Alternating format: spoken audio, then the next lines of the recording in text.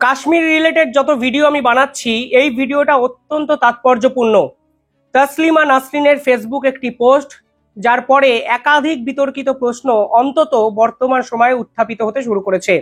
আমি একাধিক ভিডিওতে আপনাদের বলেছি, বর্তমানে ডিপ্লোম্যাসিটা কিন্তু ডিপেন্ড করে স্থান কাল পাত্রের উপর শুধু আর নয়, মানুষের ধারণা, মানুষ কি চাইছে এবং মানুষের ভবিষ্যৎ সম্ভাবনা, এই সমস্ত কিছু নিয়ে কিন্তু বর্তমানে বিভিন্ন দেশের ডিপ্লোম্যাটরা নিজেদের স্ট্র্যাটেজি তৈরি করেন। ধরুন, আমাদের দেশের সঙ্গে ভারতবর্ষের সঙ্গে পাকিস্তানের বিভিন্ন ক্ষেত্রে মতানৈক্য আছে, কারণ পাকিস্তান যেভাবে সন্ত্রাসবাদ ভারতের অলিতে গলিতে ঢুকিয়ে দেওয়ার চেষ্টা করেছে, ঠিক সেখান থেকে দাঁড়িয়ে পাকিস্তানের সঙ্গে সুস্থ স্বাভাবিক সম্পর্ক তো রাখা যায় না। অর্থাৎ মানুষ এখন চাইছে এই পাকিস্তানকে গোটা বিশ্ব থেকে ধূলিসাৎ করে দিতে, ভারতীয়রা তো অন্তত চাইছেন। ঠিক সেই প্রেক্ষাপটে দাঁড়িয়ে ভারতের ডিপ্লোম্যাসিও কিন্তু ডিপেন্ড করবে মানুষের চাহিদার উপর। এই মুহূর্তে পাকিস্তানের সঙ্গে ভারতের বিভিন্ন জায়গায় দ্বৈরথ হচ্ছে, ব্যবসা বাণিজ্য বন্ধ, এমনকি কিছুদিনের মধ্যেই হয়তো পাকিস্তানকে এই পৃথিবী থেকে ধূলিসাৎ করে দেওয়ার পরিকল্পনা ভারতবর্ষ যে শুরু করেছে তার কার্যকারিতা আপনারা দেখতে পারবেন। কাশ্মীরে যেভাবে নৃশংস ঘটনা ঘটেছে, এরপরে ডিপ্লোম্যাসি যে বদলে যাবে তা তো এক প্রকার নিশ্চিত। কিন্তু সব থেকে বড় প্রশ্ন হলো, এই পাকিস্তানের এই যে মৌলবাদী আক্রমণ, এই মৌলবাদী আক্রমণের যে বর্তমান স্ট্র্যাটেজি, সেই স্ট্র্যাটেজি অনুযায়ী ভারতবর্ষ ভবিষ্যতে ঠিক কিভাবে রিয়াক্ট করতে পারে। আমি কেন স্ট্র্যাটেজিক্যাল মুভের কথা বললাম, কারণ এই প্রথমবারের জন্য সন্ত্রাসবাদী জঙ্গিরা বেছে বেছে হিন্দু নিধন করেছে। ইসরায়েলে 7ই অক্টোবর 2023-এ আক্রমণ চালায় হামাস। কাদেরকে টার্গেট করা হয়? টার্গেট করা হয় জুইসদের। কোন টাইপের জুইসদের? যারা মুক্ত মনা, যেখানে একটি ফেস্টিভ্যাল হচ্ছিল, যেখানে সকলে উল্লাস করছিলেন, উচ্ছ্বাস করছিলেন, ঠিক সে জায়গায় কিন্তু হামাস আক্রমণ করেন। অর্থাৎ মুক্ত চিন্তার যারা ধারক এবং বাহক, তাদের উপরে আক্রমণ করেছে এই সন্ত্রাসবাদীরা। পাকিস্তানের এই জঙ্গিরা টার্গেট করেছে হিন্দু মিডল ক্লাসদের। কারণটা কি? কারণ এই মুক্ত মনকে তারা এই পৃথিবীতে পছন্দ করছেন না, হিন্দু ধর্মাবলম্বী মানুষকে তারা আর পছন্দ করছেন না। তারা ইসলামিক জেহাদিকে প্রমোট করার জন্য, খলিফা শাসনের চাহিদার জন্য তারা এই ধরনের নৃশংস হত্যাকাণ্ড দিনের পর দিন করছেন, এবং তার প্রতিবাদ আজ গোটা বিশ্ব জুড়ে কিন্তু হতে শুরু করেছে। নমস্কার, আমি সাবির হোসেন। পেহেলগাঁওয়ে ঘটে যাওয়া বর্বরোচিত জঙ্গি হামলার প্রতিবাদে আজ আমি ইসলাম ধর্ম ত্যাগ করছি, এবং আমি মনে করি এরকম বর্বরোচিত ঘটনার প্রতিবাদে সকল মুসলিম সমাজের মানুষের এগিয়ে আসা উচিত। আমি সাবির হোসেন আবারও এই ঘটনার তীব্র প্রতিবাদ জানাই, এবং এই ঘটনায় যারা দোষী তাদের চরম শাস্তি কামনা করি, আর নিহতদের প্রতি এবং তাদের পরিবারের প্রতি আমার সমবেদনা জানাই। ধন্যবাদ, নমস্কার। কালকে প্রধানমন্ত্রী নরেন্দ্র মোদীকে ফোন করেছেন ইসরায়েলি প্রেসিডেন্ট। নিঃসন্দেহে তাৎপর্যপূর্ণ একটা ফোন। সব থেকে উল্লেখযোগ্য বিষয় হলো, কিছুদিন আগে পিওকেতে হামাস একটি প্রকাশ্যে সভা করে গেছে। আমি একটি ভিডিওতে আপনাদের বলেছিলাম এবং বিস্তারিত ছবি দিয়ে বুঝিয়েছিলাম, হামাসের একটি মিছিল, বহু গাড়ির ঢল, সব মিলিয়ে পিওকেতে আসলে পাকিস্তান সন্ত্রাসবাদীদের আক্রা এবং সন্ত্রাসবাদীদের নাট্য মঞ্চ বানিয়ে রাখার প্রক্রিয়া সেদিন থেকেই কিন্তু শুরু করে দিয়েছে, যার রিফ্লেকশন কিন্তু এটা। তসলিমা নাসরিন এই মুহূর্তে দাঁড়িয়ে যে কথাগুলো বলেছেন, বিতর্ক হতে পারে, অন্তত ভারতের সংবিধানের প্রেক্ষাপটে দাঁড়িয়ে অসংখ্য প্রশ্ন উঠতে পারে, কিন্তু এটা তো বাস্তব। সন্ত্রাসবাদীরা যখন এই ধরনের কাশ্মীরের হত্যাকাণ্ড করেছেন, তখন তারা ধর্মকে প্রাধান্য দিয়েছেন। ধর্মনিরপেক্ষতা ভারতের সংবিধানের অবিচ্ছেদ্য অংশ। ধর্মনিরপেক্ষতার প্রেক্ষাপটে দাঁড়িয়ে যদি আমি পাল্টা প্রশ্ন করি, যদি সন্ত্রাসবাদীরা বেছে বেছে প্যান্ট খুলে কলমা পরিয়ে হিন্দুদেরকে টার্গেট করে, তাহলে প্রতিবাদ করার সময় কেন আপনারা ধর্মনিরপেক্ষতার রিফ্লেকশন দেখাবেন? প্রশ্ন উঠতেই পারে। আপনারা এটাও বলতে পারেন, তাহলে তো সন্ত্রাসবাদীরা যেখানে প্রকাশ্যে ইসলাম ধর্মকে গুরুত্ব দিয়েছে, তাহলে প্রতিবাদ করার জন্য কেন আমরা ধর্মনিরপেক্ষতার মুখোশ পরে থাকবো? কেন আমরা প্রকাশ্যে এসে বলবো না এই মুহূর্তে ইসলামী সন্ত্রাসবাদীরা হিন্দু নিধন যজ্ঞে সামিল হয়েছে? প্রশ্ন অনেক হতে পারে। কি বলবেন আপনাদের বিষয়, কিন্তু আজকে তসলিমা নাসরিনের পোস্টটা আমি এজন্য আপনাদের কাছে নিয়ে আসছি, কারণ এ বিষয়ে আলোচনা হোক, তর্ক বিতর্ক হোক, কিন্তু এই বিষয়টাও এই মুহূর্তে অত্যন্ত গুরুত্বপূর্ণ একটা ডিপ্লোম্যাসির বিষয় হয়ে যাচ্ছে বলে আমার ব্যক্তিগতভাবে মনে হচ্ছে।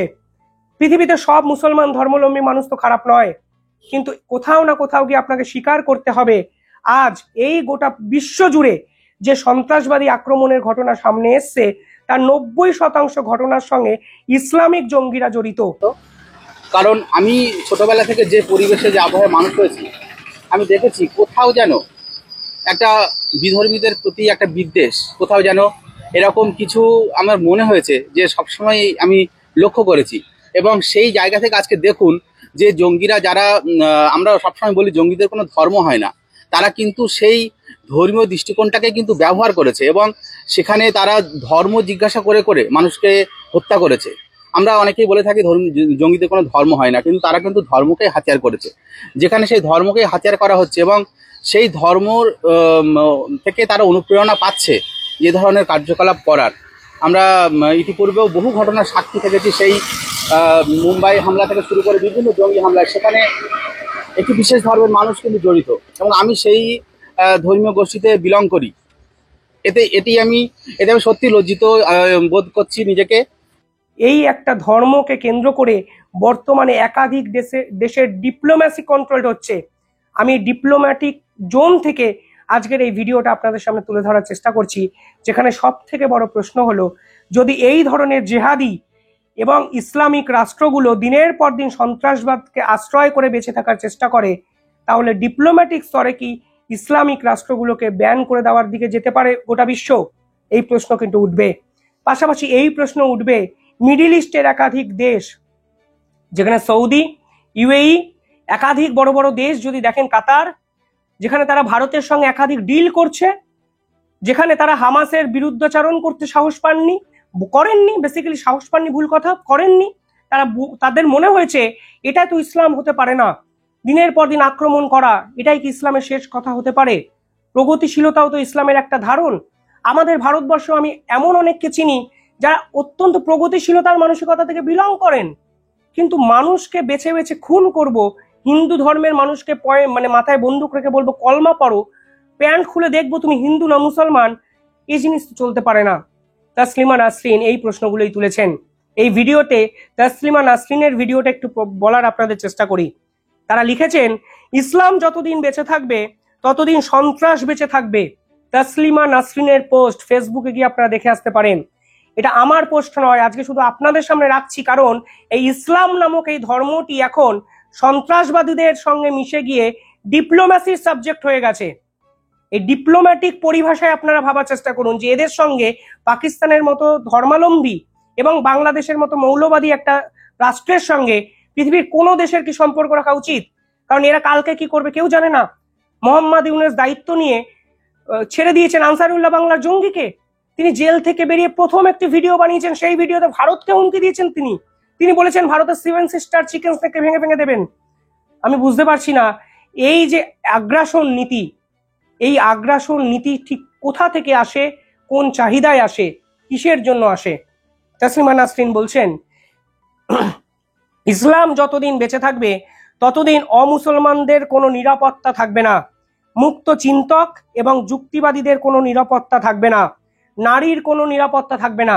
স্পেসিফিক্যালি নারীর নিরাপত্তা থাকবে না এই কথাটি উনি বাংলাদেশের দৃষ্টিপট থেকে হয়তো বলেছেন। কিছুদিন আগে বাংলাদেশে একটি ভিডিও ভাইরাল হয়েছিল যেখানে মেয়েরা ফুটবল খেলছিল, ইসলামী কোনো ধর্মগুরু গিয়ে সেই মাঠকে খেলাই বন্ধ করে দেন। কারণ কি? সেই মেয়েরা নাকি ফুটবল খেলছে যা ইসলাম বিরোধী। তিনি বললেন, ইসলাম যতদিন বেঁচে থাকবে ফুল শুকিয়ে যেতে থাকবে, শিশুরা মরে যেতে থাকবে, বৃষ্টির মতো ঝরে পড়তে থাকবে লক্ষ লক্ষ মৃত পায়রা, ইসলামের গর্ভ থেকে জন্ম নিতে থাকবে ঘৃণা, জন্ম নিতে থাকবে কুৎসিত দানব। ইসলাম যতদিন বেঁচে থাকবে ততদিন সভ্য হবে না কোনো রাজ্য, কোনো রাষ্ট্র, সভ্য হবে না পৃথিবী। যিনি এই পোস্ট করেছেন তিনি নিজে ইসলাম ধর্মাবলম্বী একজন ব্যক্তি, মুক্ত মনা, মুক্ত চিন্তক, একজন অসাধারণ লেখিকা, অসাধারণ সাহিত্যিক। বারংবার তিনি বিভিন্ন ধর্মের মানুষের বর্বরতার শিকার হয়েছেন, তা সত্ত্বেও ফেসবুকে এই সময়ের কথা তিনি বলার চেষ্টা করছেন। কাশ্মীরের দৃষ্টিপটে এই ধরনের পোস্ট সত্যি কি সমাজের চোখ খুলে দেবে?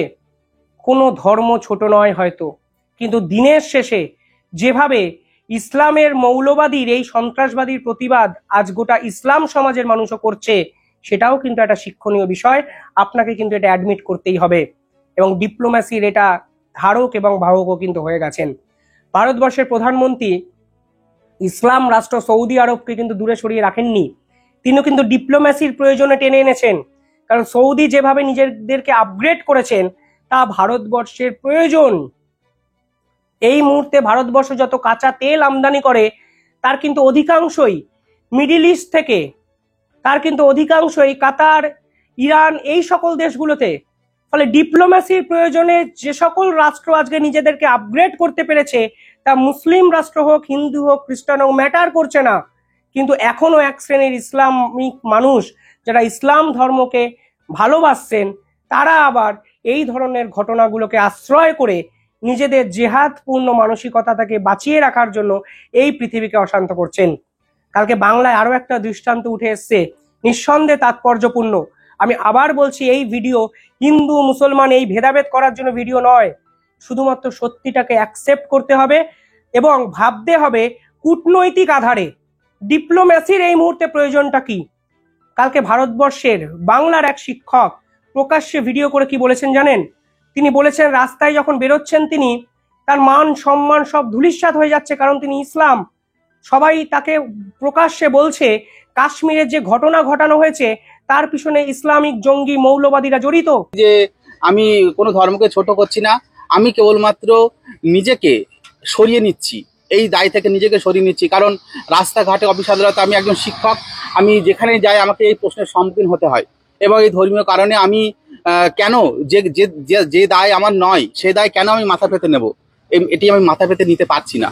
সেই জন্য নিজের মানে কি বলবো, অন্তর থেকে একটা পীড়া অনুভব করছি। সেই আত্মগ্লানি থেকে আজকে আমি এই সিদ্ধান্ত নিয়েছি। যদিও আমি এখনো অফিসিয়ালি কোর্টে কখনো কোনো এফিডেভিট করিনি, এটি আমি প্রাথমিকভাবে সিদ্ধান্ত নিয়েছি এবং আশা করি আগামী দিনে আমি সম্পূর্ণ সরকারিভাবে এটি সিলমোহর দিয়ে নিজেকে ধর্মহীন ঘোষণা করতে চাই। হিন্দু নিধন যজ্ঞ কি ইসলামের একমাত্র চাহিদা? তিনি তার ধর্মকে পরিত্যাগ করলেন। তিনি ভিডিও করে বলছেন আমি ইসলাম ধর্ম ছেড়ে দিচ্ছি আজ থেকে, কারণ আমার লজ্জা লাগছে। আমার মনে হচ্ছে মানবতা ধর্মের থেকে বড় ধর্ম এই মুহূর্তে কিছু নেই। সত্যি তো তাই। ভারতবর্ষের সংবিধানে মানবতাকে গুরুত্ব দেওয়া হয়েছে, সেকুলারিজমকে গুরুত্ব দেওয়া হয়েছে, ধর্ম নিরপেক্ষতাকে গুরুত্ব দেওয়া হয়েছে। কিন্তু ধর্ম নিরপেক্ষতা বা ধর্ম রক্ষার দায় শুধুমাত্র হিন্দুদের নয়, খ্রিস্টানদের নয়, শুধুমাত্র ধর্ম রক্ষার দায় জৈনদের নয়। হিন্দু ধর্ম, খ্রিস্টান ধর্ম, জৈন ধর্ম, এর পাশাপাশি মুসলমান ধর্মও কিন্তু ঐতিহাসিক সময় থেকে আজকে আমাদের সামনে এসছে। কিন্তু বর্তমান সময়ে দাঁড়িয়ে সব থেকে উল্লেখযোগ্য বিষয় যেটা, সেটা হলো একমাত্র একটি ধর্মাবলম্বী মানুষই এই পৃথিবীর 90% সন্ত্রাসবাদী ঘটনার সঙ্গে জড়িত। ঠিক কিসের জন্য, এই প্রশ্ন আমি আপনাদের উদ্দেশ্যে রাখলাম। তারা কি সময়ের সঙ্গে বদলাতে পারলেন না? তারা এমন কি ভাবছেন যে যেটা অটোমেটিকলি বাকি ধর্মের থেকে তাদেরকে আলাদা করে দিচ্ছে? আমি কিন্তু 100% মানুষের উদ্দেশ্যে ভিডিও বলছি না, বা আমি এখনো বিশ্বাস করি ইসলামের অনেক মানুষ আছেন, আমি নিজে চিনি। আমাদের এখানে পদ্মশ্রী কাজী মাসুম আক্তার আছেন, আমার অত্যন্ত ভালো দাদার মতো একজন সম্পর্ক আছেন শফিকুল ইসলাম, আরামবাগ টিভির যিনি কর্ণধার, যিনি ইসলাম ধর্মাবলম্বী মানুষ, কিন্তু কোনোদিন জাতীয়তাবাদকে তিনি অগ্রাহ্য করেননি। কিন্তু হিন্দুদেরকে মাথায় বন্দুক রেখে কলমা পড়তে বলবো, প্যান্ট খুলে চেক করব, এটা কি ধরনের ইসলামিক আচরণ আমি সত্যি জানি না। বিশ্বাস করুন, মানবতার ধর্ম এবং মানবতার প্রেক্ষাপটেও যদি ভাবেন, মানুষ হিসাবেও কিন্তু আপনাদের লজ্জা লাগবে যে 21 শতকের দাঁড়িয়েও এই ধরনের ধর্মীয় মৌলবাদ এই সমাজে এখনো বেঁচে আছে। অনেকে কমেন্ট করতে পারেন হিন্দুদের মধ্যেও এই প্রবণতা দেখা যায়, কিন্তু কমেন্ট করার আগে আপনারাও ভাবুন, এই পৃথিবীর শেষ 10 বছরের যদি ঘটনা আপনারা প্রেক্ষাপটে দেখেন, দেখবেন 90% ক্ষেত্রে কারা জড়িয়ে আছে।